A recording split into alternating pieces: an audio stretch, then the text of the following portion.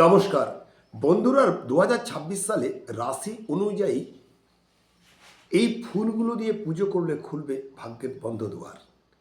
মেষ এবং বৃশ্চিক রাশি বছরের প্রথম দিন জবা ফুল দিয়ে মা কালী বা শক্তির আরাধনা করুন। বৃষ এবং তুলা রাশি শুক্রের রাশি নীল ফুল দিয়ে ভগবান শিবের পুজো করুন, তার সঙ্গে শিব গায়ত্রীটা করবেন। মিথুন এবং কন্যা রাশি, যেহেতু এটা আপনার বুধের রাশি, সবুজ দুর্বা দিয়ে গণেশজির আরাধনা করুন, দেখুন ভাগ্যরা অবশ্যই খুলবে।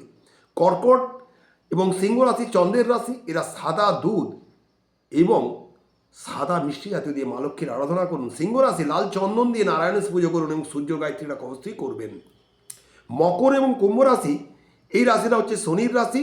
এই রাশি আপনি কালো তিল এবং সর্ষের দানা দিয়ে ভগবান শিবেরই পুজো করুন। আর মীন রাশি এবং ধনু রাশির হচ্ছে বৃহস্পতির রাশি।